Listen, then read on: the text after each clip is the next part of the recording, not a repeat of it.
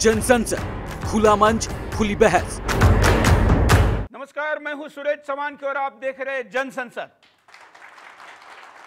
सुदर्शन के आज की इस जनसंसद में हम मुद्दा लेकर आए हैं लाल आतंकवाद का, जिसने हिंदुस्तान के इतने जवानों को हुतात्मा किया है जितने हमारे जवान हिंदुस्तान के विभिन्न देशों के साथ, चीन और पाकिस्तान के साथ हुए युद्धों में भी नहीं हुतात्मा हुए।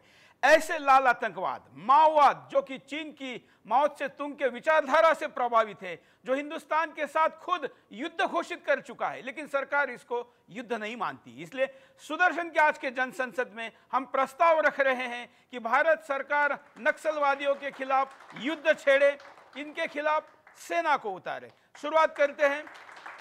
हमारे साथ आज पर इस जनसंसद में विशेष उपस्थिति है विक्रम सिंह जी हैं, रिटायर्ड डीजीपी है, उत्तर प्रदेश के डीजीपी रहे हैं। आपका विशेष परिचय और आज यहाँ उपस्थित करने का कारण है कि आपने नक्सलवाद के खिलाफ उत्तर प्रदेश के 5 जिलों में जब चरम पर था तब आप वहाँ डीजीपी थे और आपने एक फॉर्मूला हिंदुस्तान के सामने सेट किया कि नक्सलवाद को कैसे नेस्तनाबूद किया जा सकता है। हमारे साथ बीडी मिश्रा जी हैं, रक्षा विशेषज्ञ हैं। विभिन्न कार्यक्रमों के द्वारा आप इनके बुलंद विचारों को सुनते हैं। हमारे साथ DC day, retired ADG CRPF है। सीआरपीएफ ही वो फोर्स है जो नक्सलवादियों के खिलाफ घने जंगलों में काम करती है। आपने 2010 में दंतेवाड़ा में जो अब तक का सबसे बड़ा हमला हुआ था, जिसमें 75 जवान हुतात्मा हुए थे, उसकी कोर्ट ऑफ इंक्वायरी की है। आप भी अपना पक्ष रखेंगे। वेटरन्स इंडिया के बीके मिश्रा जी थोड़ी देर में हमारे साथ जुड़ेंगे। हम अब शुरुआत करते हैं इसी प्रस्ताव के साथ। सबसे पहले चलते विक्रम सिंह जी के पास। विक्रम सिंह जी, एक फॉर्मूला आपने सेट किया है, आपने यहाँ पर आतंकवाद रूपी इस युद्ध को, मैं तो युद्ध ही कहता हूँ, आतंकवाद भी छोटा शब्द है इसके सामने, जिसमें हमारे इतने जवान हुतात्मा हुए हैं, ऐसे नक्सलवाद को कैसे खत्म किया? निसंदेह सुरेश जी, ये युद्ध है। आपने माओ से तुंग का नाम लिया। उनका जो नींव है इस युद्ध की, उनकी तरफ से, कि revolution begins from the barrel of the gun, क्रांति की शुरुआत बंदूक की नाल से शुरू होती है। तो आप समझ लीजिए कि कोई सामान्य, कोई आतताई नहीं है। सबसे पहले विकास, रोजगार के अवसर, लोगों को जीवनोपार्जन की व्यवस्था, उनके जो प्रोडक्शंस हैं उसकी उनकी उपयुक्त उसका मूल्य दिया जाना, इसके अतिरिक्त सुरक्षा की व्यवस्था, तो कंट्रोल टावर्स, विकास, इसकी पूरी व्यवस्था होनी चाहिए। और दूसरे साथ अगर जो शरारती तत्व हैं, जो माओ से तुंग विचारधारा को फैलाना चाहते हैं, युवाओं को, महिलाओं को, बच्चों को वर्गलाना चाहते हैं, उनकी तरफ कहर बन के टूट पड़े और उसमें किसी भी प्रकार का समझौता या यहाँ पर जो कैंपसेस दिल्ली के हैं वहाँ के जाकर के जो उनके मन में भ्रम डालने वाले हैं, उनके ऊपर ऐसी प्रभावी कार्रवाई करें कि दोबारा वो वहाँ पर 500 किलोमीटर जाने का नाम ले रहे हैं। जी हाँ, बिल्कुल। जहां पर के प्रोफेसर को इसके लिए कोर्ट ने साईं बाबा दोषी ठहराया, वहां के बच्चों को उनको वर्गलाया, फिर उनको दूत बना करके इस क्षेत्र में भेज करके भ्रम फैलाने के लिए भेजा गया। और हमको ये चाहिए, कानून हमें ये ताकत देता है कि इनके खिलाफ कार्रवाई करें। और यूपी का एक प्रयोग जो है, ये आपके सामने एक मिसाल है कि अगर आप कृत संकल्प हैं तो आप कामयाब अवश्य होंगे। बिल्कुल। बीडी मिश्रा जी, देश स्थिति को जानता है, इतनी सारी घटनाएं हुई है, आप जानते हैं, लेकिन अगर हम कुछ पुरानी घटनाओं को याद करें, क्योंकि जिससे आज लोगों को रिकॉल हो, इसकी गंभीरता पता चले, तो आप क्या बताएंगे? क्या स्थिति है आज नक्सलवाद की हिंदुस्तान में? सबसे पहले तो मैं ये कहना चाहूँगा कि किसी भी देश की सुरक्षा उसके शीर्ष नेतृत्व से होती है। अगर शीर्ष नेतृत्व दृढ़ है तो सब चीज़ें ठीक होंगी। मुझे कहते हुए कोई भी हिचक नहीं है कि आज हमारा शीर्ष नेतृत्व बहुत ही सुदृढ़ है। मोदी जी बहुत ही कड़े डिसीजन ले सकते हैं, फॉर्म डिसीजन ले सकते हैं, और मुझे पूरा भरोसा है कि वो डिसीजन लेंगे और ये होगा। लेकिन मैं ये कहना चाहता हूँ कि जितनी भी परिस्थितियाँ हैं, चाहे वो नागालैंड में हुई हो, मणिपुर में हुई हो या मिजोरम में हुई हो, जहाँ पर इस तरीके के इंसर्जेंट्स पैदा हुए थे, वहाँ पर एक कंपोजिट एक्शन हुआ, वहाँ पर फौज का डिप्लॉयमेंट हुआ और तमाम स्थितियों में सुधार आया। मैं समझता हूँ कि आज आवश्यकता है कि नक्सलवादियों के खिलाफ एक कंपोजिट मल्टी प्रॉन्ग्ड अप्रोच रखा जाए। हमारी जितनी भी troops, deployment, strategy, intelligence, public support, जितनी भी चीज़ें हैं उसको रिव्यू किया जाए, सुदृढ़ बनाया जाए, लोकेशंस बनाई जाएं और उनके तहत ऑपरेशन होना चाहिए। क्योंकि बहुत दिनों से हम देख रहे हैं हमारी कैजुअलिटीज़ बढ़ती जा रही हैं और नक्सलवादी हावी हो रहे हैं। तो आज एक रिव्यू की ज़रूरत है। उस रिव्यू में मैं समझता हूँ कि सेना का एक अहम रोल होना चाहिए। जो 8000 स्क्वायर किलोमीटर का एरिया है नक्सलवादियों का छत्तीसगढ़ में, वहाँ पर बटन साइज के लोकेशंस होने चाहिए और मेयर प्रेजेंस। उपाय की दिशा में तो बाद में जाएंगे जी, स्थिति क्या है हम समझना चाहते हैं, इसलिए डीसीडी जी आप हम चाहेंगे कि स्थिति कितनी गंभीर है। जहाँ तक नक्सलवाद का सवाल है, स्थिति का गंभीरता के बारे में आपको शायद एक्सप्लेन ज़्यादा करने की ज़रूरत नहीं है। स्थिति गंभीर है। इन्होंने सेमी लिबरेटेड जोन बना लिए हैं। अगर हम आसान भाषा में कहें तो इन्होंने अपने राज्य को स्थापित किया जहां हिंदुस्तान का कानून नहीं चलता, हिंदुस्तान का आदेश नहीं चलता, इनका आदेश चलता। बिल्कुल। जन अदालत के नाम में वो अपना लोकल जो पॉपुलेशन है उनमें से जो भी उनके खिलाफ आवाज़ उठाता है उनका तो जन अदालत कर देते हैं, ये आप सबको मालूम है। और जन अदालत में एक तरफा सुनाई होती है, जो इन्होंने बोलना है बाकी को हाँ करना है, क्यों नहीं तो काल वो भी लड़क जाएंगे। तो ये जब स्थिति हो जाए, सेमी लिबरेटेड जोन बन जाए, तब तो शक्ति बहुत ज़रूरी है। मैं कैसे करना है ये बात डिटेल्स में बहुत चर्चा की विषय है, बड़े बड़े दिग्गज लोग हैं इसमें सोच सकते हैं। लेकिन जहाँ तक एग्जीक्यूशन सवाल है, जहाँ तक हम लोगों ने किया है, जिसमें मैं भी अपना योगदान दिया था, वहाँ police, local police and CRPF दोनों बहुत काबिल है, अच्छा खासा क्षमता रखते हैं। We can deal with them, हम लोग उनके साथ डील कर सकते हैं। ये आप काम करने से पहले ही बता रहे हैं अगर तुमने गलत एक स्टेप लिया तो तुम्हें काल एफआईआर करके अंदर कर देंगे। आप मुझे ये डर से निकाल दीजिए, सीआरपी लोकल पुलिस के साथ मिलके इनको ख़त्म कर देगा। टाइम दीजिए। शायद पंजाब में हम लोगों को 3 साल लगा था, यहाँ 5 साल से 6 साल लग जाएगा, लेकिन लगेगा। ये मेरा अपना विचार है।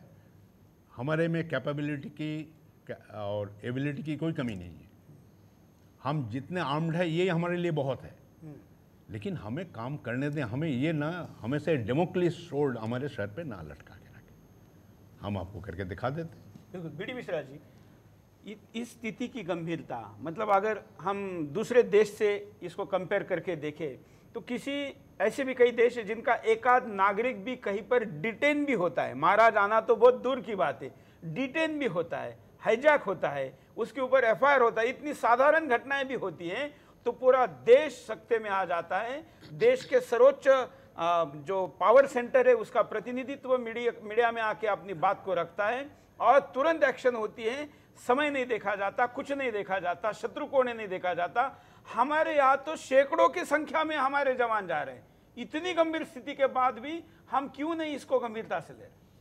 मैं ये समझता हूँ कि गंभीरता से तो लिया जा रहा है, क्योंकि हम ये नहीं कह सकते हैं कि हमारी सरकार इस पर एक्टिव नहीं है, सोच नहीं रही है या इस पर काम नहीं कर रही है। लेकिन मैं ये आम जनता तो ये देखती है कि उसको रिजल्ट क्या मिल रहा है। लेकिन मैं ये कहता हूँ कि इसमें एक मेथडोलॉजी की आवश्यकता है जिसको चेंज किया जाए, और वो मेथडोलॉजी जितनी इफेक्टिव होगी उतने अच्छे और उतने जल्दी रिजल्ट मिलेंगे। तो इस पर काम होना चाहिए। यहाँ पर जो मैंने एक बात बताई, मेथडोलॉजी तो हम बाद में बताएंगे, लेकिन इस पर विचार होना चाहिए कि जितने भी अभी इस्तेमाल किए हम तरीके, और जैसा और पैनलिस्ट कह रहे हैं, उसमें अभी क्या करेक्शन की आवश्यकता है, वो करेक्शन करना आवश्यक है। बिल्कुल, वो तो उपाय की दिशा में हम जाएंगे, लेकिन कारण पर जब नजर डालते हैं, क्या कारण है इतना फैल रहा है, इतना गंभीर रूप धारण कर रहा है, आप क्या मानते हैं? जवान साहब, इनकी जो परिकल्पना है वो कपोल कल्पित नहीं है, उसके पीछे बहुत बड़ा दर्शन है।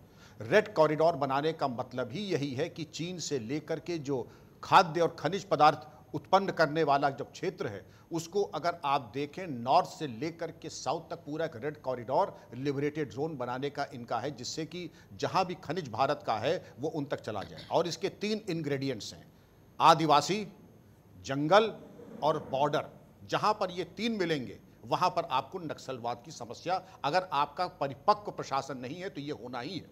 गुड़गांव में भी यही है, दिल्ली में, लेकिन यहाँ नक्सलवाद क्यों नहीं है? क्योंकि यहाँ पर पुलिसिंग और कम्युनिकेशन डेवलपमेंट पर्याप्त है। आप यही चीज़ वहाँ ले आइए। मैं चैलेंज करके कहता हूँ कि किसी का दुस्साहस हो जो आपकी तरफ आंख उठा के देख ले।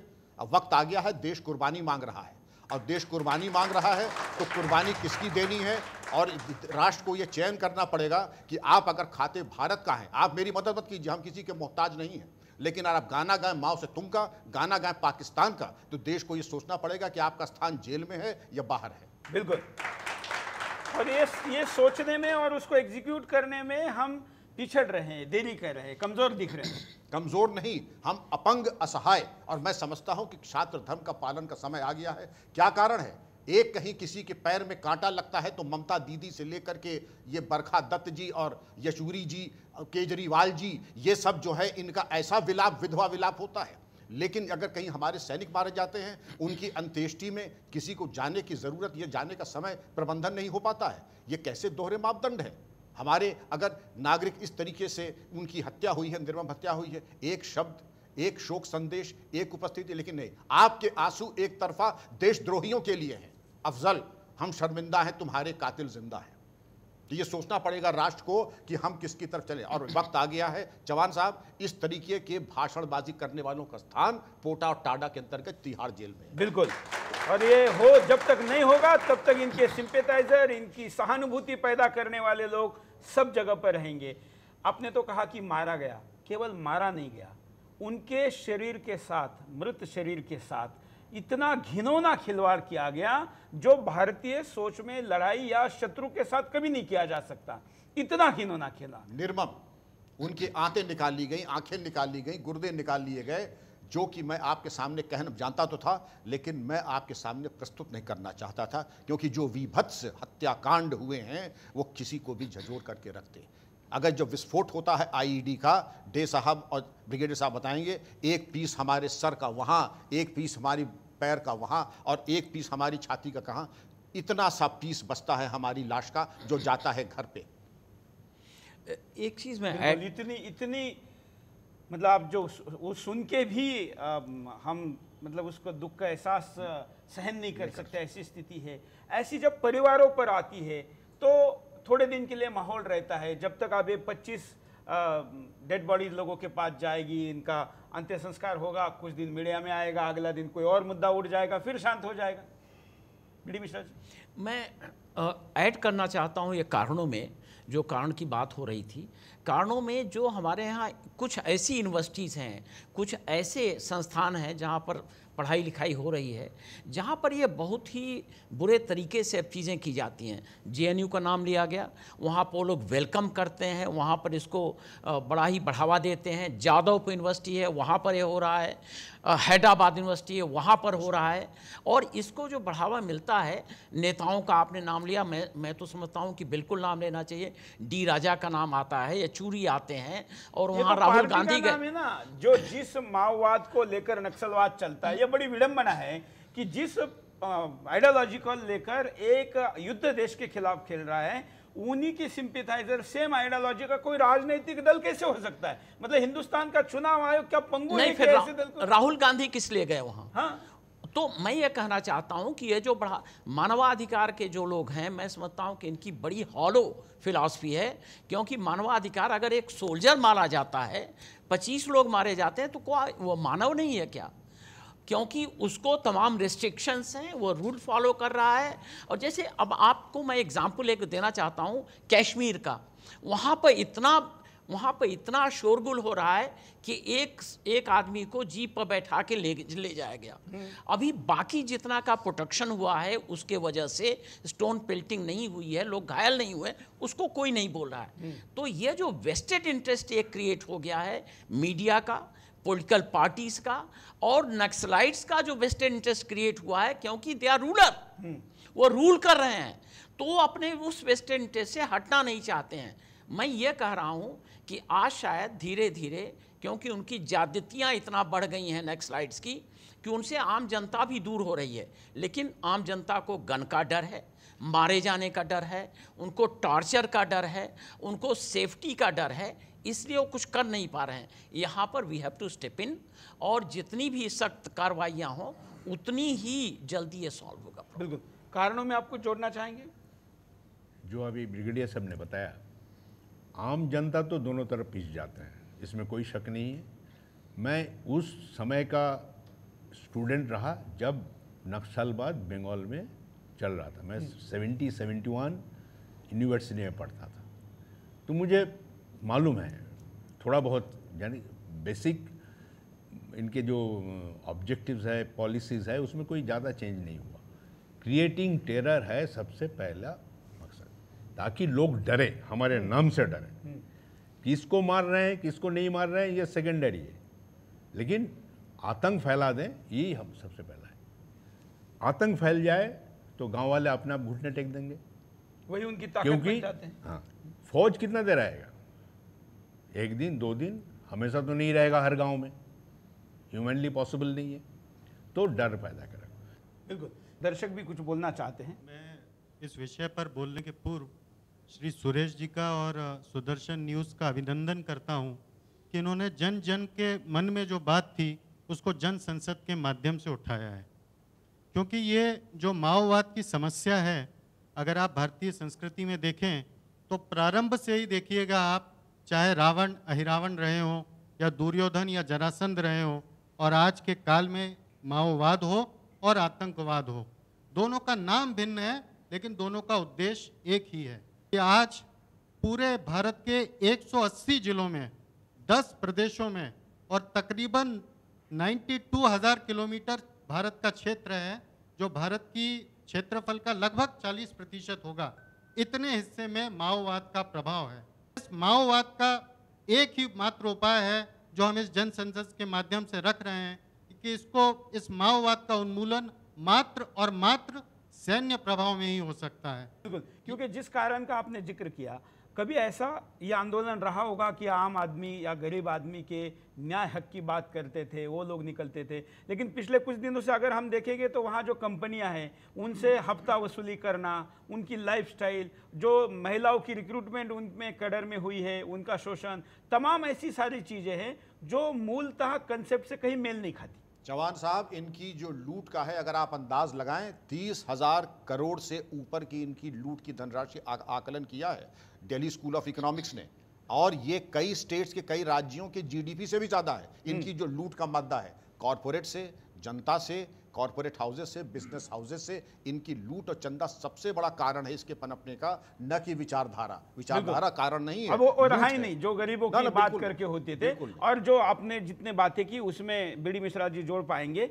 जो बातें इनके इनकम की है, इसमें ISI से मिलने वाला पैसा और चाइना से मिलने वाला पैसा भी है। देखिए, जहाँ तक इंसर्जेंट्स का सवाल है या अंडरग्राउंड ऑर्गेनाइजेशन का सवाल है, उनको एक दूसरे से मिलने में बहुत ही आसानी होती है, और वो एक दूसरे से मिलने के लिए बहुत प्रयास करते हैं, और बड़ा फास्ट होता है, बहुत तेज होता है। और ख़ास तौर से जब आपके ऐसे दुश्मन हो जैसे पाकिस्तान और चीन, जो कि आपकी सीमाओं पर हैं और हर तरीके का आपके खिलाफ प्रयास करना चाहते हैं, तो ये और भी आसान हो जाता है। मैं 2 बातें कहना चाहता हूँ। पहली बात तो ये है कि ISI इसके बड़े लॉन्ग रीच हैं इंडिया में, मानना पड़ेगा, ये डिनाई आप नहीं कर सकते हैं। हर शहर में है, स्लीपर सेल हैं, जितने भी आतंकवादी ऑर्गेनाइजेशन हैं जिसको ISI स्पॉन्सर करती है, आपको हर शहर मिलेंगे, दिल्ली मिलेंगे, नोएडा मिलेंगे, हर जगह मिलेंगे। तो इनके जरिए पैसे आ रहे हैं। स्लीपर सेल कहीं भी हो, अगर उसके आप खिलाफ ऑपरेशन करेंगे तो नक्सलवाद के खिलाफ भी प्रभाव पड़ेगा।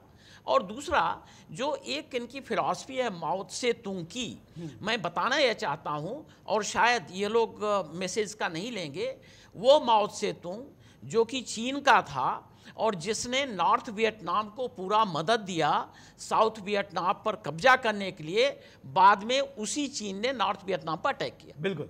इसलिए इनके कोई नैतिक मापदंड न तो नैतिक मापदंड है, न तो ह्यूमन बीइंग्स की भलाई का मापदंड है, न ह्यूमन बीइंग्स के बेटरमेंट का है, न तो इक्वलाइजेशन सोशल इंजीनियरिंग का है।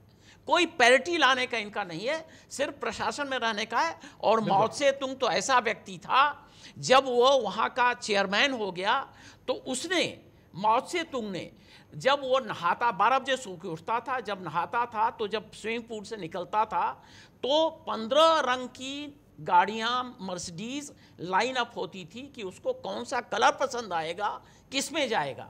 अगर ऐसे अय्याश लोगों के फिलॉसफी पर यह लड़ रहे बिल्कुल, हैं और बात गरीबों की कर रहे हैं, तो और कैसे होगा। बिल्कुल, हम इसी चर्चा को जारी रखेंगे। एक छोटा सा ब्रेक लेते हैं, जन संसद जारी है। जन संसद, खुला मंच, खुली बहस।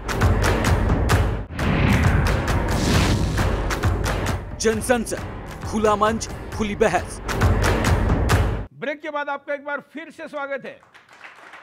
जन संसद, और जन संसद में पहला प्रस्ताव रखा है हमने कि लाल आतंकवाद का पूरा खात्मा हमेशा के लिए किया जाए, और उसके लिए इसको युद्ध मानकर इसके खिलाफ जरूरत पड़े तो सेना को भी उतारा जाए। हिंदुस्तान में कई जगह पर कई अधिकारियों ने अपने पुरुषार्थ के साथ, पराक्रम के साथ इसको कर भी दिखाया है, जिसमें पंजाब भी है, उत्तर प्रदेश भी है, और भी देश के हिस्से हो सकते हैं। हम इनको, इसकी पुनरावृत्ति वहां पर करें और एक कोऑर्डिनेशन के साथ आगे बढ़े। क्या, कैसे ये सब कुछ हो, इसकी दिशा में हम जाएंगे। लेकिन अब हम परिणामों पे चर्चा करते हैं। जो चल रहा है ऐसा ही चला तो इसके क्या परिणाम होंगे, उसके बाद हम उपाय की तरफ जाएंगे। हमारे साथ वेटरन्स इंडिया के अध्यक्ष है बीके मिश्रा जी। मिश्रा जी, क्या परिणाम आप देखते हैं अगर ऐसा ही होता रहा? देखिए सुरेश जी, हमें ये देखना होगा, ये सोचना होगा कि इसके जो मुख्य कारण क्या है, तब हम परिणाम में जाएं तो ज़्यादा बढ़िया होगा। कारणों की चर्चा हो चुकी है जी, तो मैं 2-3 कारण मुख्य बताना चाहता हूं, उससे परिणाम को मैं जोड़ूंगा। कि सबसे बड़ी बात क्या है कि जो सरकारी तंत्र है वो वहाँ के जो लोकल लोग हैं उसके साथ में एक मजबूत कोऑर्डिनेशन नहीं बना पा रहा है, जो कि बहुत ज़रूरी है। रीज़न ये है कि जो बुनियादी सुविधा की ज़रूरत है वहाँ के लोग को, वो सुविधा देने में कहीं ना कहीं हम फेल हैं। यही रीज़न है कि वो लोग माओइस्ट के साथ, वो लोग जो नक्सली के साथ जुड़ जाता है और उसको सहयोग करता है। दूसरी बात मेरे को जहाँ तक समझ में आ रही है कि एक ऐसे कॉमन एडमिनिस्ट्रेटिव फॉर्म की जरूरत है। बिल्कुल, उपाय की दिशा में हम जाएंगे। लेकिन जो बात आपने कही कि कुछ कमियों के कारण ये हो रहा है, मुझे लगता है ये स्थिति पहले थी। अब कमी के बजाय दबाव और इनका भय ज्यादा काम कर रहा है, जो इनको साथ मिल रही है। नहीं, मैं आपकी बात से सहमत हूं कि कहीं ना कहीं भय भी एक कारण है, लेकिन हमें यह सोचना होगा कि यदि एक नक्सली आम भारतीय के साथ जुड़ के उसको कन्विंस कर सकता है तो हमारी सरकारी तंत्र उसको क्यों नहीं कन्विंस कर सकता? बिल्कुल बिल्कुल, क्यों आप ये कर चुके हैं। मैं ये कर चुका हूं चौहान साहब, और मैं मिश्रा जी की बातों से अक्षरशः सहमत हूं।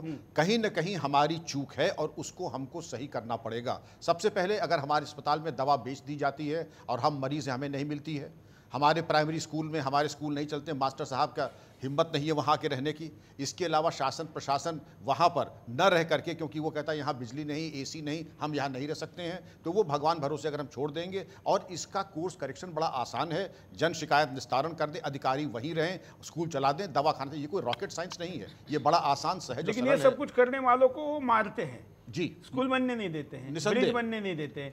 एक शिक्षक को उन्होंने पश्चिम बंगाल में 21 बार वार करके मारा। जब ये पूछा गया कि इतना बड़ा घिनौना क्यों आपने किया, तो जवाब था कि हमें इनके प्रति ये गुस्सा है, तो हमें अपने गुस्से का इजहार करने के लिए किया। बस मैं यही निवेदन करूंगा, जहां पर उनका चैलेंज है कि हमारी सत्ता है और ये लिबरेटेड जोन है, उसी की वहीं उनकी छाती पर पुलिस की छावनी बनेगी और देखते हैं कौन किसकी छाती पे बैठता है। बिल्कुल, ये नहीं चलने वाला। वहाँ शासन भी रहेगा, प्रशासन भी रहेगा, तिरंगा भी लहराएगा और हमारे अधिकारीगण निर्भीक होकर वहाँ रहेंगे। मैं एक बात जोड़ना चाहूँगा सुरेश जी कि 2014 में बक्सर जोन का आईजी बनाया गया मिस्टर कलूरी को, ठीक है। उसके पहले की घटना को आप देखें और 2016 के फरवरी में उनके ऊपर वहाँ के कुछ एक लोग, कुछ कहिए आप संगठन के लोग और कुछ ऐसे नक्सली जो कि बैठे हुए हैं अर्बन एरिया में, इवन दिल्ली में बैठे हैं, इवन जेएनयू में बैठे हैं, उन लोगों ने एक इस तरह का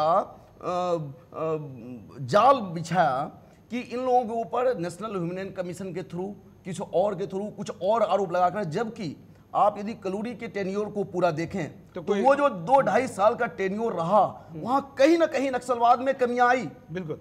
और कोई बड़ा घटना नहीं घटा वहां पे। तो ऐसे लोगों को सरकार प्रोत्साहित न करके कुछ और दबाव में आकर के उनको वहां से हटा देना, ये कहीं ना कहीं मैं बता रहा हूं कि सरकार की ये कमजोरियां हैं। बिल्कुल बीडी मिश्रा जी। ऐसा है, जो परिणामों की आप बात कर रहे हैं, अगर नक्सलवाद कंट्रोल नहीं हुआ, आपको मालूम होना चाहिए कि नेपाल से चल करके आंध्र प्रदेश तक पहुंच गया है, कन्याकुमारी पहुंचने में कोई देर नहीं है। तो अगर ये कंट्रोल नहीं हुआ तो इसके बड़े भयंकर परिणाम होंगे। लॉ एंड ऑर्डर टोटल ख़त्म हो जाएगा, जो हम सुरक्षित फील करते हैं वो नहीं रह पाएगा। उसके बाद डिमोरलाइजेशन, पब्लिक डिमोरलाइजेशन हो जाएगा। उसके बाद डेवलपमेंट एक्टिविटीज़ बंद हो जाएंगी। शिक्षा के जितने संस्थान हैं, बच्चे वहाँ पढ़ने नहीं जाएंगे। सिविल सर्वेंट्स उस एरिया में जाएंगे नहीं। जो कोर्ट और सिविल एडमिनिस्ट्रेशन है, पैरालाइज हो जाएगा। जितने भी ठीक काम करने वाले, जितने भी अधिकारी हैं, वो अपनी सुरक्षा के लिए डरेंगे और काम नहीं कर पाएंगे। इसी के साथ साथ जो सबसे बड़ा काम होगा, लोग फेंस पर बैठ जाएंगे, बात नहीं करेंगे, बोलेंगे नहीं कि हम क्यों बोलें, ये हो रहा है होने दो, हम इसमें अपना नेक क्यों स्ट्रेच करें। ये जो चीज़ें हैं, ये पैरालाइज कर देंगी पूरे देश को। और ये सबसे बड़ी बात, सबसे बड़ा प्रॉब्लम यह है, कंटेजस है। कंटेजस माने छूत का है। अगर एक जगह होगा तो दूसरे जगह फैलेगा, दूसरे से तीसरे जगह फैलेगा और ये बढ़ता जाएगा। अब तो बात शहरों में भी आ गई, नोएडा में अरेस्ट हुए लोग। और इसके साथ साथ मैं ये कहना चाहता हूं कि चीन, पाकिस्तान इसी समय का इंतजार कर रहे हैं। जब आपके यहाँ ये होगा तो आपके बॉर्डर सुरक्षित नहीं रहेंगे और आपके बॉर्डर पर जो घटनाएं आज हो रही हैं वो प्रॉपर फॉर्मल अटैक्स में शुरू होगा। इसलिए इसको जल्दी से जल्दी कंट्रोल करना हमारे पूरे देश के हित में है, हर सिटीजन के, हर शहरी के हित में है और उन लोगों के हित में है जिसके फैमिली को ये बिलोंग करते हैं नक्सलाइट, उनके भी हित में है। इसलिए इसको जल्दी जल्दी खत्म करना, क्योंकि उनका भी दुरुपयोग हो रहा है। परिणाम आप क्या देखते हैं? जो ब्रिगेडियर साहब ने अभी बताया, रेड कॉरिडोर का, ये तो बहुत पुरानी थ्योरी है। एंड आपको मैं थोड़ा पीछे जाने बोलूँगा, आज से करीब 2005-06 में चले जाइए, छत्तीसगढ़ की बात। तब धीरे धीरे ये फैलने लगा था। बिहार में, झारखंड में होते हुए ही नीचे उतरा। उधर एक ऑफशूट निकाल गया उड़ीसा में, एक चला गया बंगाल में, वेस्टर्न साइड में, मिदनापुर, वेस्ट मिदनापुर, पुरुलिया इलाके में। ये सब इलाका आप देखें बेसिकली गरीबों का इलाका है। अभी वहाँ क्यों उन्नयन नहीं हुआ, क्यों डेवलपमेंट नहीं हो पाई, ये तर्क का विषय है। We can debate it the whole day. मैं एक छोटा सा मेरा अपना पर्सनल ओपिनियन दूंगा। इसमें हमारे पूर्वज जो नेता लोग हैं ये भी उतने जिम्मेवार हैं। ट्राइबल कल्चर, ट्राइबल संस्कृति, ट्राइबल इंडिपेंडेंस, ये बचा के रखने के चक्कर में हम लोग अपना जो उन्नयन का, जो डेवलपमेंट का जो स्टाइल था, उसको अंदर नहीं जाने दिया। क्यों? वो ट्राइबल कल्चर खत्म हो जाए। नहीं, उसको ना पहुंचने के लिए भी कई लोगों ने ये काम भी किया। एक जिम्मेवारी है। उस टाइम में जो मेधा इंटेलेक्चुअल्स पाटकर जैसे लोगों ने इसके लिए बड़ा रोल किया। बिल्कुल, इंटेलेक्चुअल्स, ये जो इंटेलेक्चुअलिटी है कि आप भाई, हम बोल रहे हैं नॉर्थ ईस्ट में मैं अपना ज़िंदगी शुरू किया हूँ, बहुत टाइम मैं नॉर्थ ईस्ट में निकाला हूँ। मेरा कहना है, मैं अपना दुकान लेके गया, खोल दिया, आप आए, खरीदे खरीदे, ना खरीदे ना खरीदे, लेकिन इसका मतलब ये नहीं कि मैं अपना दुकान वहाँ नहीं खोलूँ। अपना ये डेवलपमेंट बंद कर देना, यानी इसको पीछे ले गए हम, ट्राइबल कल्चर को बचाने के चक्कर में चले। एजुकेशन नहीं गया, हेल्थ नहीं गया। नेचुरली मैं कभी किसी ज़माने में इकोनॉमिक्स पढ़ा करता था, तो मेरा एक सिंपल है, ये मिक्स्ड इकोनॉमी वगैरह मैं आ रहा है इसके बिकॉज दिमाग में आ रहा है, ये बहुत ही बेकार थ्योरी है मेरे हिसाब से। इंडिपेंडेंस के बाद जो काम हम लोगों ने करना चाहिए था, primary health, particularly women's health, primary education, communication, all type of communication, I am saying, infrastructure आप बना के छोड़ दीजिए। आम आदमी मेहनत करने के लिए कतराता नहीं है, लेकिन उसको मेहनत का फल मिलना चाहिए। मैं तभी तो पसीना निकालूंगा जब मेरे को कुछ उसके बदले में मिलेगा। ये अगर हम करते हैं तो वो नहीं करके वी हैव डाइवर्टेड, इधर गया उधर गया, ये करा वो कर, लेकिन ये आज भी वही है, प्राइमरी हेल्थ, प्राइमरी एजुकेशन, बिल्कुल ये चीजें ही नहीं है। तो हमने एक तरीके से रॉ मटेरियल प्रोवाइड करने की स्थिति वहां बना दी। आप ये चलाते रहेंगे तो माओवाद का जो एम है, आम जनता, गरीब जनता शासन से नाराज हो जाए, नॉन कोऑपरेशन शुरू कर दे, विद्रोह करने के लिए आर्म्ड जो ग्रुप बन रहा है, जो अभी नक्सल्स हैं, उनके यूनिट, उनके स्ट्रेंथ बढ़ते जाए। ये है प्रिंसिपल। आप अभी किसी भी तरीके से इसको अगर कंट्रोल में जब आएंगे, ये यहाँ जहाँ तक बिगड़ गया वहाँ रोक ले, आगे बिगड़ने ना दे। बिल्कुल। मिश्रा जी, अगर हम इसको देखें कि पहले जो नक्सलवादी होते थे या उनके पास जो हथियार होते थे वो जुगाड़ू चीज़ें की जाती थी, लेकिन आज हम देखते हैं कि हमारे फोर्सेस के पास भी जो चीज़ें नहीं हैं, क्योंकि हमको तो लेने में एक प्रक्रिया से गुजरना पड़ता है, और यहाँ ऐसी भी सरकारें रही जो फोर्सेस के लिए हथियार लेने से कतराती रही क्योंकि कोई आरोप लग जाएगा या दलाल इतने प्रभावी बैठे हुए थे। उनके पास हमसे हथियार ज़्यादा आधुनिक है, ऐसे में तो परिणाम और घातक होंगे। नक्सली जितना है उससे ज़्यादा, जैसा कि साहब बता रहे थे कि जो पॉलिटिशियन लोग हैं, इसमें हर एक पार्टी, कई पार्टी के लोग इन्वॉल्व हैं, वो लोग नक्सली के नाम पे वहाँ के जो अड़ोस पड़ोस के लोग हैं उसको वो रूप देता है सिर्फ वोट बैंक की राजनीति के लिए। तो मैं आपसे ये जरूर कहना चाहूँगा, आपके माध्यम से, इस चैनल के माध्यम से अपील करना चाहूँगा कि भारत सरकार को एक ऐसी कानून बनाना चाहिए कि जो भी काम राष्ट्र हित के से अलग हो, राष्ट्र के लिए अनहित हो, उस कानून, उस व्यक्ति को, उस एक्टिविटीज को इतनी सजा मिलनी चाहिए कि बाकी दूसरे को ही मैसेज। बिल्कुल बिल्कुल, ये डर होना चाहिए। जो बात आप राजनीति की कह रहे हैं, मैं आप दोनों के पास आऊंगा। सिंह साहब, बहुत जगह पर ये जो नक्सलवादी है रॉबिन हुड की इमेज बनवा लेते हैं और यही उनका हथियार होता है बहुत बड़ा, और इस इमेज के चक्कर में, और जिस देश में हर 6 महीने में कहीं ना कहीं चुनाव होने हैं, वहाँ के राजनेताओं के लाल टपकती है कि चलो 100, 200, 500, 1000 वोट मिल जाएंगे, ऐसे में वो भी उनसे हाथ मिलाते हैं। तो ये जो राजनीतिक हस्तक्षेप, ये भी एक बड़ा कारण है। ये एक बहुत बड़ा कारण है सुरेश जी, और इसका मैं प्रत्यक्ष उदाहरण आपको दूंगा कि स्वहित के लिए, वोट प्रेम के लिए आपने देश हित को तिलांजलि दे दी। बिहार में ही जहाँ के मिश्रा जी हैं, वहाँ रोहतास फोर्ट है, वहाँ पर नक्सलियों की पासिंग आउट परेड होती थी, उसकी वीडियो बनवाई गई, और जब वहाँ के तत्कालीन शासन प्रशासन से पूछा गया कि आपके यहाँ नक्सली हैं क्या, यहाँ पर हम प्रमाण पत्र देते हैं गंगा जल लेके, हमारे यहाँ कोई नक्सली नहीं है। जब भारत सरकार में बैठेगी तो मालूम पड़ा कि अपने स्वार्थ के लिए और अपने आने वाले इलेक्शन में वोट की लोभ में इन्होंने नक्सलियों के 500 आदमी वहाँ प्रशिक्षित कराए जा रहे थे। ऐसे अगर राजनेता हों तो आपको दुश्मनों की ज़रूरत नहीं है। फिर ये एक कारण है। दूसरा कारण ये है, जो विकास की आपने बात कही, एक अगर आलम साहब ने ये कर दिया, आपको ज़रूरत है हर जगह, हर तहसील में एक थानाध्यक्ष, एक सब SDM जो कि आलम साहब की तरह हो, केवल हृदय में स्थान दे दे, बाकी सब चीज़ अपने आप आ जाती है, बाकी फिर किसी और ज़्यादा चीज़ों की ज़रूरत नहीं है। बिल्कुल।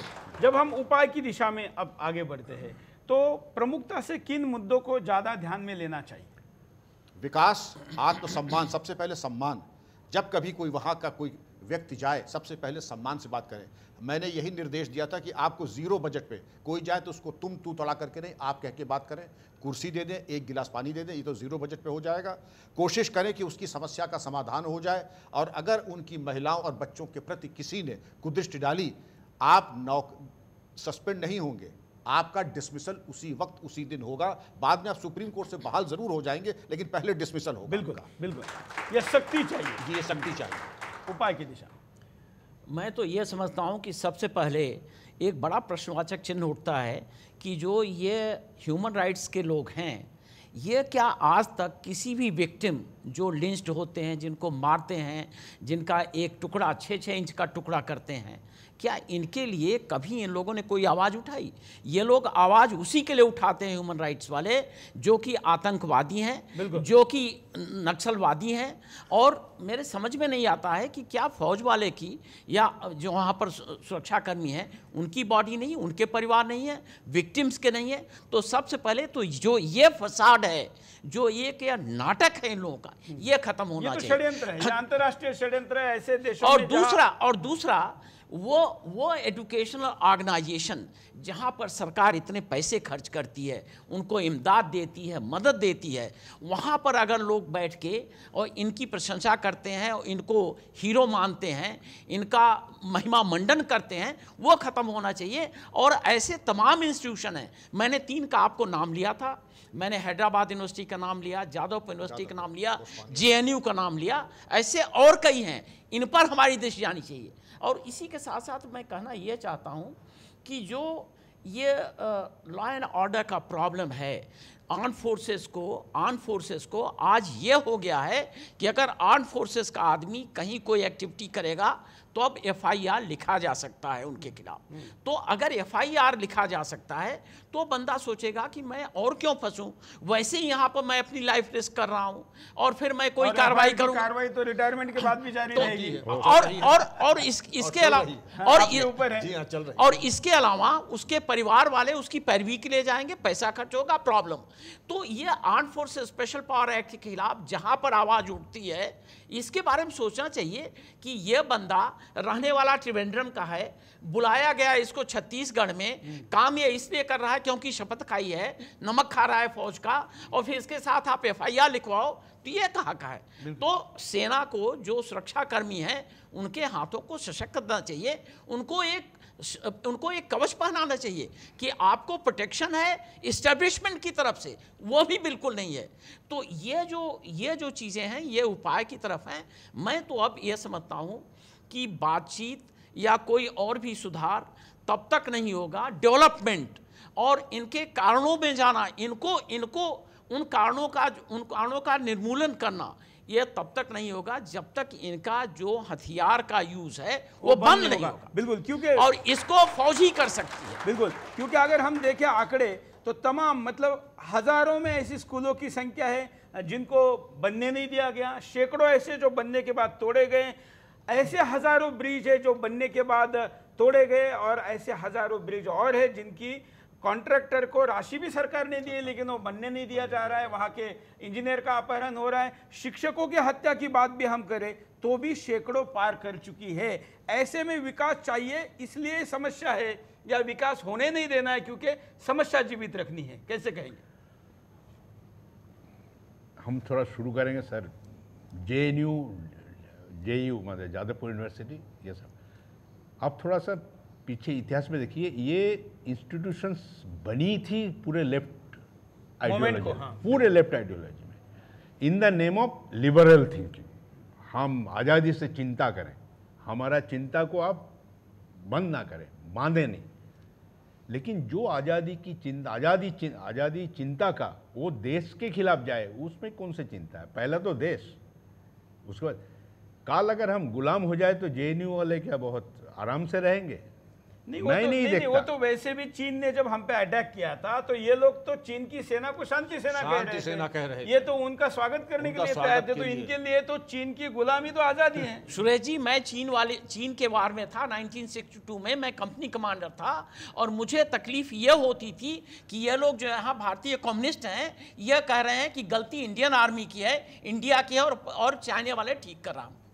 ये बहुत तकलीफ होती है, दर्द होता है, ये मैंने देखा हुआ है, ये मेरे ऊपर बीती है। ये जो JNU वगैरह का अगर उसको आम यूनिवर्सिटी के साथ इक्वलाइज ना करें तब तक ये रहेगा। बिल्कुल, वहाँ का सिलेबस आप इतने सिलेबस चेंज होना, आप उसको इतने क्या बोलते हैं दान दिए जा रहे हैं, ग्रांट्स दिए जा रहे हैं। नहीं, सांपों को दूध पिला रहे हैं, ये दान विषय छोटा है, मेरा सांपों को भी पिला रहे हैं। हमारे बच्चे पढ़ने के लिए, मैं जबकि सरकारी स्कूल का पढ़ा हुआ हूँ, हम जब पढ़ते थे जो पैसा देते, आज प्राइवेट स्कूल क्यों इतना बूम कर रहा है, इतना बढ़ क्यों रहा है? क्योंकि सरकारी स्कूल काम कर नहीं रहा।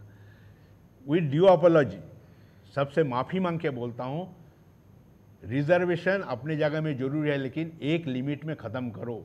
आप आज़ादी से उसको पढ़ना लिखना जितना खर्चा हो सके भारत सरकार उठाए, लेकिन ये ना हो कि आप उसको सारी जिंदगी भर कवर देते रहे। नो, कवर मत दीजिए, उसको लड़ने की ताकत। चलिए हम उस पर विस्तार से बात करेंगे, ये अधूरी बात होगी तो पहुंचेगी नहीं पूरी।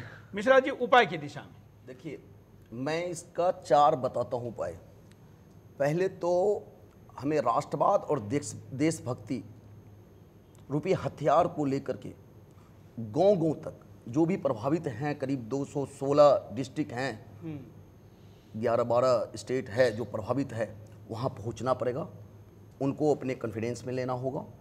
दूसरा, एक यूनिफाइड कमांड की ज़रूरत है। जो भी इफेक्टेड एरिया है उसके लिए एक कमांड हो और उस कमांड के अंदर सारे लोग काम करें। तीसरा जो है, ये जो डिस्टोर्शन मनी वगैरह लेते हैं इस पे रोक लगाना होगा। और कहीं ना कहीं मुझे ऐसा लगता है, हालांकि मुझे नहीं बोलनी चाहिए, सुदर्शन चैनल चूँकि राष्ट्रवाद और देशभक्ति पे अच्छी काम करती है, इसलिए मैं इस चैनल को ज़्यादा पसंद करता हूँ। और ये एक बहुत बड़ा हथियार है सबको इकट्ठा रखने के लिए। तो मैं इसलिए सुदर्शन न्यूज़ का मैं बहुत ही कहिए कि मैं इनको धन्यवाद देता हूँ। जो सबसे बड़ी बात है, अभी 26 लोग शहीद हुए। ये 26 लोग में आप देखे होंगे कि एक भी पदाधिकारी नहीं है, सारे बिलो ऑफिसर रैंक के लोग हैं। कोई भी युद्ध लड़ने के लिए आप आर्मी का, अभी हमारे ब्रिगेडियर साहब बैठे हैं, अभी हमारे 3 लोग अभी कश्मीर में एक्सपायर किए, उसमें एक हमारे कैप्टन साहब थे। कहीं ना कहीं एक लीडर की ज़रूरत होती है। तो हमें ऐसा लगता है कि ये जो गैप है, जो लीडर एक्चुअल है, जो पदाधिकारी है, उनको ग्राउंड में उतरना होगा, उसको लीडरशिप स्वीकार करना होगा। और आखिरी मैं ये बात बताना चाहता हूँ कि जो हमारे फौज से 15 साल, 16 साल, 18 साल में जो लोग रिटायर्ड हो जाते हैं, आप देखिए बिहार में सैफ करके एक उन्होंने बनाया है एजेंसी, और इतनी अच्छी काम कर रही है सैफ, क्योंकि उनका जो ट्रेनिंग का लेवल है फौज का, वो इतनी हाई लेवल है कि वो स्टेट पुलिस नहीं दे सकती। और 15 साल के बाद उनके पास में बहुत जोश बचा रहता है। 15 साल और प्लस 20 साल, 35 साल, 38 साल की एज में वो बाहर आ जाते हैं। बिल्कुल, बिल्कुल। यदि उसको यूज किया जाए, उसको यूज किया जाए, तो मेरे ख्याल से बहुत ही समस्या का समाधान बहुत हद तक हो जाएगा। मेरा व्यक्तिगत मानना है। लीडरशिप के बारे में मुझे एक कहना है। अभी इस जो पिछला 24 को जो घटना हुई, वहाँ सबसे जो बड़े अधिकारी मरे हैं वो इंस्पेक्टर थे। हमारे सीआरपी के स्ट्रक्चर में कंपनी कमांड इंस्पेक्टर भी करते हैं। और जहाँ तक लीडरशिप को एक्टिव पार्टिसिपेशन का सवाल है, चेतन चीता तो अभी कई 2 महीने ही हुए हैं, कमांडेंट थे, बिकॉज उस टाइम में वो सिचुएशन में उस जगह में उपलब्ध थे, तो उन्होंने सबसे पहले लीड लिया। ऐसे ही अगर वहाँ हमें कोई और, अभी मैं फैक्चुअल पोजीशन बता नहीं पाऊंगा। सर मैं इस आपको मैं इस अवरोध करना चाह रहा हूँ कि आप लास्ट यदि कुछ दिनों की एक्टिविटीज़ को देखिए जो नक्सलवाद ने किया, और जितने लोग हमारे जवान शहीद हुए, उसमें ज़्यादा लोग जो है वो नीचे रैंक के लोग हैं, और उनको जो एक नेतृत्व मिलना चाहिए, उनको जो एक गाइडेंस मिलना बात चाहिए। में एक मैं चीज़ ऐड करता हूँ, डीसी डीजे आप जवाब दे सकते हैं कि आपकी ऑर्गेनाइजेशन सुप्रीम कोर्ट में गई है ये कहने के लिए कि हमारा जो कमांडेंट हो, हेड हो, जो डीजी हो, वो आईपीएस ना हो। ये इसके पीछे का क्या तर्क? हमने कतई नहीं ये बोला आईपीएस ना हो। हमारा एक ही है कि कैरियर प्रोग्रेशन में हमें ऑर्गेनाइज सर्विस के जो बेनिफिट्स है, ग्रुप ए सर्विस, वो हमें नहीं दिया जाता है। सभी को एनएफयू मिलता है, आपको प्रमोशन नहीं दे पा रहा है। हमारा क्लोज कार्डर है सीआरपी का, यानी हमें बढ़ना है तो सीआरपी के अंदर बढ़ना है। और सभी जानते हैं पिरामिड होती है, और वहां तक नहीं जा सकते, सब ऊपर नहीं पहुंच सकता, और आर्मी में भी नहीं पहुंच सकता। लेकिन इस सवाल में आपकी बात जोड़ते, जैसे भले ऐसा कहा हो, लेकिन अगर हम आपका उदाहरण ले या गिल साहब का पंजाब में उदाहरण ले, तो आईपीएस भी परफॉर्मेंस कर सकते हैं। देखिए, बहुत सारे हैं, नहीं कर सकता है, मैं इसको नकारात्मक, जो परफॉर्म नहीं कर सकता है वो कृपा करके इन पैरामिलिट्री फोर्सेस पे कृपा ना करे, और जो कर सकता है वही अधिकारी है। जो माँ बाप और गुरु बन सकता है वही डीजी बन सकता है, और जो एसी से बाहर नहीं जा सकता है, जिसको शाम को अपनी कंपनी चाहिए, वो डीजी होने योग्य नहीं है। और ऐसे जो अग्नि परीक्षा देने के बाद अग्निपथ पे चलने में समर्थ हो, वही डीजी बनना चाहिए, वही डीजी बनने का हकदार है। सर मैं इसमें एक बात जोड़ना चाह रहा हूँ कि मैंने कलूरी साहब का नाम लिया, मेरा कोई दोस्त नहीं है, उनका जो 2-2.5 साल का टेन्योर रहा, उस टेन्योर में कम से कम घटना हुआ, रीजन उसका सिर्फ और सिर्फ एक था, वो खुद जो है ग्राउंड में उतरते थे। देखिए वो मैं बता खुद दूं, विजिट करते एक थे। चीज बता दूं मिश्रा जी, देखिए जब आदमी काम करना चाहिए तो आपको कोई रोक नहीं सकता है। मेरे खुद के ऊपर 3 बार मर्डर केस चले हैं, लेकिन सच्चाई में बड़ी ताकत होती है, आपका कोई कुछ करवर नहीं सकता है। एक तरफ आप, अगर आपकी सच्चाई आपके साथ है, ये ठीक है, आप तनाव में रहेंगे कुछ दिन, हो सकता है कि वकील का खर्चा देना पड़े, लेकिन जब युद्ध और सर पे कफन आपने बांध ली है, ये सब चीजें माने नहीं रखती। और वो करने की जरूरत है। हम बिंदास बोल में बात कर रहे थे मिश्रा जी कि उपाय की दिशा में पंजाब का एक मॉड्यूल है जहां पर सारे फोर्सेस का कोऑर्डिनेशन हुआ, वो नक्सलवाद के बारे में क्यों नहीं हो सकता? सेम वैसे ही बिल्कुल हो सकता है। इसलिए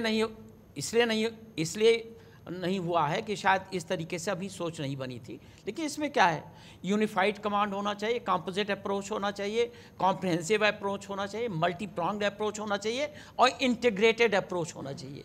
एक आदमी के हाथ में कमांड हो, उसको इंटेलिजेंस का भी हो, ऑपरेशन का भी हो, और पूरे जितने फोर्सेज हैं उनको कमांड करे। उसमें यह ना हो कि ये सीआरपीएफ का है या पुलिस का है, आर्मी का है, ये किसी का है। और मैं ये बताना चाहता हूँ, कंपोजिट अप्रोच, कंपोजिट ट्रुप्स इसलिए कहता हूँ कि सिविल पुलिस का भी उतना ही योगदान है, सीआरपीएफ का भी उसमें उतना वो योगदान होगा, आर्मी का भी उतना होगा और बीएसएफ का ही उतना होगा, क्योंकि सभी भारतीय हैं, सभी भारत की सुरक्षा के लिए काम करते हैं और उनके सबके इरादे नेक हैं, उनके बिल्कुल सेक्रीफाइस करना चाहते हैं। लेकिन मैं 2-3 बातें और कहना चाहता हूं। जब हम 118 जिले की बात करते हैं तो मैं बताना यह चाहता हूं कि ये एक गांव से शुरू हुआ था, नक्सलबाड़ी से, और 118 हुआ है। तो आप ये कॉम्प्लिसेंट मत हो जाइए कि 118 में है, आपको प्रोफिलैक्टिक एक्शन और जगह भी करने पड़ेंगे।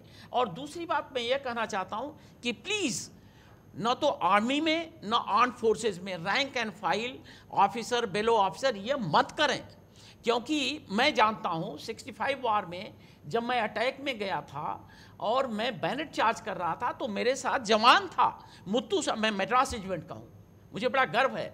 मुत्तु स्वामी, चिन्ना स्वामी, कुमारन, ये लोग हमारे साथ थे। मैं भी उसी लाइन में था जिसमें वो थे, और मैं भी मरने के लिए तैयार था, वो भी मरने के लिए तैयार थे। इसलिए वो सब एक है, रैंक का कोई मतलब नहीं है। जहां पर सेक्रीफाइस करने के लिए आता है, देश के लिए लड़ना होता है, सभी रैंक बराबर हैं, सभी फोर्सेस बराबर हैं, और उनको मत डिवाइड करिए।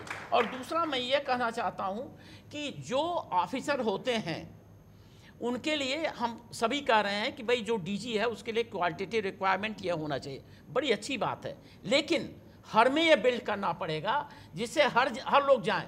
यह नहीं होगा कि काम करने के लिए क्यूआर क्वालिटेटिव रिक्वायरमेंट अलग है, प्रमोशन के लिए अलग है। हाँ। आज ये हो रहा है कि प्रमोशन के लिए झोला उठाना चाहिए, घूस देना चाहिए, और जो कह रहा है जो गलत भी कर रहा है उसको करो, लेकिन काम करने के लिए उसको ईमानदारी, बहादुरी, देशभक्ति ये चाहिए। तो प्रमोशन के लिए 2 रिक्वायरमेंट न हो। बिल्कुल, वाह, ये बहुत अच्छी बात है। और यही तो खामी है जिस खामी से काफ़ी समस्या की तरफ हम जाते हैं। हम दर्शकों के पास भी जाएंगे, लेकिन हम जानना चाहते हैं कि जो आपका अनुभव रहा है और आज की वर्तमान स्थिति है, समस्या तो क्रिटिकल होती जा रही है, लेकिन इसके बावजूद अप्रोच, गति और परिस्थिति के साथ कैसे बदले? देखिए, हम बाय डिफॉल्ट नहीं, हमको आगे की सोचना चाहिए, और ये कोई चीज़ ऐसा नहीं कि कोई परी आकर के हमारी सहायता करेगी। हमारी पर्सपेक्टिव प्लानिंग एक जनरेशन आगे होनी चाहिए। हम अपने जो भी खतरे हैं उसको 10 गुना बढ़ा करके उसके ऊपर कार्रवाई करें। आज भी अगर प्रबल इच्छा शक्ति, एनसीटीसी समन्वय के साथ इंटेलिजेंस कलेक्शन हो और हम एंटिसिपेट करें, टेक्नोलॉजी का इस्तेमाल करें, जनता का सहयोग लें, तो ये समस्या का निराकरण पूरी तरह से संभव है। बिल्कुल। कुछ दर्शक, हम सुदर्शन चैनल के माध्यम से सरकार को यह आगाह करना चाहते हैं कि जब तक जवाबी कार्रवाई यथाशीघ्र नीति में सुधार नहीं होगा तो नक्सल इसी तरह बढ़ते जाएगा और ये कुर्सी पर बैठ करके सोचते रह जाएंगे। इसलिए यथाशीघ्र सरकार इस पर निर्णय लें। मैं जनसंसद के माध्यम से ये उठाना चाहूँगा कि अधिकारियों से भी पहले इसको कुचलने के लिए सरकार को और हमारे राजनेताओं को अपनी इच्छा शक्ति जगानी होगी, क्योंकि जब उनकी इच्छा शक्ति इसको कुचलने की होगी तो अधिकारियों का भी मनोबल बढ़ेगा। बहुत अच्छी। मैं एक सबमिट करना चाहूंगा आपसे, लेकिन हमारी सबसे बड़ी प्रॉब्लम है हम किसी चीज को जड़ से उखाड़ के नहीं फेंकते। हाँ, जीवित रखते हैं। अगेन उस टाइम में जो चल रहा था उसको अगर शक्ति से और 5-7 साल लगाया जाता था और इनके जो जड़ थे, जो भाग चुके थे, इनको अगर ढूंढ ढूंढ के नहीं निकाल लिए होते तो आज शायद इतने हालत खराब नहीं हो सिचुएशन। लेकिन हम लोग क्या करते हैं, हमारा वो ये ऊपर से तुरंत आ जाए बस दिखाने के लिए। किशन को मार लिया ना बंगाल में, किशन जी को, किशन जी, उसके बाद शांत हो गया। लेकिन उसके बाद जो नीचे नीचे जो जड़ में बैठे हुए हैं उनको अगर अभी भी आप निपटारा ना करेंगे, उनके साथ नहीं, बिल्कुल, इसलिए जड़ों के साथ खत्म होना चाहिए। हाँ। मैं ऐड यह करना चाहता हूं कि यह पेड़ नहीं है, यह एक भावना है, यह एक मनुष्य की निहित भावना है। इसको आप एक बार जड़ से खोद के फेंक देते हैं, लेकिन उसके बाद इसमें हमेशा आपको मट्ठा डालना पड़ेगा कि यह न फिर आए। यह आपको करते रहना पड़ेगा। बिल्कुल। आप ये मत कहिए कि आज खत्म हो गया फिर कल नहीं आएगा। यह चलता रहेगा और हर दिन आपको प्रयास करना पड़ेगा इसको तोड़ने के लिए। बिल्कुल, क्योंकि शत्रु बाहर बैठा है जो कि इस वायरस को हमेशा जीवित रखना चाहेगा। हाँ, सही कहा। इसमें जैसे कि कोई व्यक्ति अगर बीमार पड़ जाता है, वो बराबर दवाई लेता है डॉक्टर से, उसके बाद ठीक हो जाता है, तो ये गारंटी डॉक्टर की नहीं है कि वो ठीक होने के बाद फिर दोबारा बीमार नहीं होगा। दोबारा बीमार ना होने के लिए उसको अपने रखरखाव की जरूरत है। बिल्कुल। दूसरी बात, मेरा क्वेश्चन ये था, जो हमारा सेना का जवान है जिसके साथ बदतमीजी हुई, उसके साथ मुक्के मारे गए, उसका हेलमेट फेंक दिया जाता है, इस तरह की जो बदतमीजी की जाती है, उसके साथ जिन लोगों ने बदतमीजी की उनके साथ कुछ नहीं हुआ। तो ऐसा क्यों है? जो लोग कर रहे थे पहले उनके खिलाफ क्यों नहीं हुआ? जिसने करवाया वो पार्लियामेंट में आ गया, फरूख अब्दुल्ला यहाँ आके बैठ गया है। सर, मैं ये जानना चाहता हूँ अपनी सरकार से कि हमारे देश के अंदर अगर हमारा सैनिक भाई बलिदान देता है तो इसका सबसे बड़ा कारण क्या सिर्फ निंदा ही होगी या इन पे कभी कार्रवाई भी होगी? इसका एक कारण जहाँ तक मुझे लगता है कि कभी किसी पीएम, सीएम, पार्षद, विधायक का बेटा कभी सेना में नहीं गया, तो उन्हें एक सैनिक का दर्द नहीं पता चलता है कि कभी किसी के घर का जाता है तो उसके घर पे निंदा करके दिखाओ, ऐसे जूते पड़ेंगे तुम्हें। एसी कमरों में निंदा करना बहुत आसान है। बिल्कुल। और इसलिए हम हर 2-3 साल में बिंदास बोल करते और हर बार हम ये कहते कि देश के हर नागरिक को कंपलसरी मिलिट्री एजुकेशन होना चाहिए और कंपलसरी कम से कम 1 साल की मिलिट्री सर्विस करनी भी कंपलसरी होनी चाहिए। मैं इसमें एक बात जोड़ना चाहता हूं कि अभी अमेरिकन सुरक्षा एजेंसी की एक रिपोर्ट आई थी कि माओवाद की समस्या कोई सामान्य समस्या नहीं है। अगर हम 4 बड़े आतंकवादी संगठन देखें, अलकायदा, ISIS, बोको हराम, उसके बाद चौथी बड़ी समस्या ये नक्सलवाद की है। नक्सलवाद को जैसे सर ने कहा, नहीं, इसमें मैं थोड़ा ऐड करूंगा, आप भी शायद इससे सहमत होंगे आंकड़ों से भी, कि अगर हम अलकायदा के मुखिया को मार देते तो वो संगठन एक तरीके से खत्म होने की दिशा में जाता है। भले IS शुरू हो क्योंकि एक विचारधारा है जिहादी, लेकिन नक्सलवाद में ऐसा नहीं है। यहाँ पर मुखिया मारने के बावजूद भी वो जीवित रहता है। बिल्कुल, इसलिए और ज्यादा खतरनाक है उनसे भी। सर, मैं ये कहना चाहता हूँ कि सबने सेना को उतारने की बात कही, सरकार से दरख्वास्त करी, सब कुछ करा, लेकिन किसी का ध्यान काफी कम गया तो मानवता के ठेकेदारों के पास गया, जो पैलेट गन के खिलाफ रस्तों पे उतर जाते हैं, आतंकवादी की फांसी के खिलाफ रस्तों पे उतर जाते हैं, लेकिन वो जब नहीं उतरते जब 25 सैनिक वीर गति को प्राप्त हो जाते हैं, जब उनको ना तो उनके अवार्ड वापस होते हैं ना उनकी मानवता आहत होती है। तो सेना को उतारा जाएगा, सरकार से दरख्वास्त करेगी, सरकार कदम उठाएगी, लेकिन सरकार के कदम के खिलाफ ये फिर वामपंथी के चेहरे मानवता के ठेकेदारी लेकर रस्तों पर उतर आएंगे। तो हमें बदलाव करना चाहिए, संशोधन करना चाहिए। तो मानवता की ठेकेदारी पर इस मुद्दे पर अगर वो सड़क पर आते हैं तो सेना के समर्थक हिंदुस्तानी भी सड़क पर उतर आएंगे। देखते हैं आमने सामने क्या। ये जब तक नहीं होगा, जब तक उनके उतरने पर टीवी के कैमरे उनको कवर करके न्यूज नहीं दिखाते रहेंगे, तब तक वो उतरते रहेंगे। ये हमको करना पड़ेगा, ये दम दिखाना होगा। सेना को और पुलिस को ये बोलना चाहूंगा कि हम लोग क्या करते हैं कि जैसे भी जहां से जो समस्या होती है वो दूसरे एरिया में जब दाखिल हो जाती है तो पुलिस जो है, प्रशासन और सेना के लोग उसको वहां पर खबर तो दे देते हैं, लेकिन उस पर बैठ के चर्चा नहीं करते। चर्चा करें तो मेरे हिसाब से और अच्छे परिणाम हम निकाल सकते हैं। बिल्कुल, बहुत अच्छी बात आपने कही है। अब हम कार्यक्रम को समाप्ति की तरफ लेके जा रहे हैं, इसलिए मंच पे बैठे अतिथियों की मैं एक प्रतिक्रिया चाहूंगा। सिंह साहब, आपसे। मैं केवल सारे पॉइंट्स विद्वान विचारकों ने प्रस्तुत कर दिए, मैं केवल 2 पंक्ति हरिओम पवार जी की कहूँगा। जब धरती के दामन पर हो दाग लहू के होली के, कैसे मैं गीत सुना दूं बिंदिया कुमकुम रोली के, जो सरे आम बेच दें पूजा के फूल बाजारों में, ऐसे ठेकेदारों के नाम उजागर करने आया हूँ, घायल भारत माँ की तस्वीर दिखाने आया। वाह। और घायल भारत माता की तस्वीर को बदलना है और दोबारा ये घायल न हो, इसके लिए भी उपाय करना है। बीडी मिश्रा जी। बाकी तो सब चर्चा हो गई है, लेकिन जो सूडो बुद्धिजीवी हैं जो कि लिबरलिज्म के नाम पर तमाम ऐसी बाधाएं खड़ी करते हैं सरकार के सामने, जिससे सरकार बाध्य हो जाती है सही कदम उठाने के लिए सुरक्षा के प्रति, यह सूडो बुद्धिजीवी जितने हैं इनको एक्सपोज किया जाए। बिल्कुल। बीके मिश्रा जी। मैं ब्रिगेडियर मिश्रा साहब से सहमत हूं कि जो NHRC के नाम पे ये जो बुद्धिजीवी एक्टिविस्ट हैं, ये सबसे बड़े कारण हैं आतंकवाद के बढ़ावा के लिए। तो भारत सरकार को चाहिए कि जो भी देश के अनहित में कोई भी काम करता हो उसको वो सुने नहीं और उनको उल्टा पनिशमेंट दें। मेरी ये सोच है। बिल्कुल। डे साहब, आप तो ADG रहे CRPF की, इसलिए मैं आपसे समाप्ति चाहूंगा कि प्रमुख उपाय। मेरा पर्सनल जो ओपिनियन है, ऐसे कोई लड़ाई नहीं है जो हम जीत नहीं सकते, ऐसी नहीं है। बिल्कुल, ऐसी कोई लड़ाई नहीं है जिसको हम जीत नहीं सकते, और इसलिए जीतने का हौसला चाहिए, रणनीति चाहिए। हम कर चुके, यही शिवाजी का, महाराणा प्रताप का देश है जिसने बड़े बड़ों को पराजित करके परास्त किया था। जिस जिहादी विचारधारा ने पूरे दुनिया को जीतने की बात की, जिस षड्यंत्रकारी विचारधारा ने सेवा के नाम पर दुनिया को जीतकर दिखाने का भी प्लान किया, उनको परास्त करने वाला ये संत और सैनिकों का देश है। इसलिए अपने पुराने राष्ट्र धर्म की नीति पर चलेंगे तो लाल आतंक को हम निश्चित तौर पर खत्म कर पाएंगे। आज के लिए इतना है। जय हिंद। जनसंसद, खुला मंच, खुली बहस।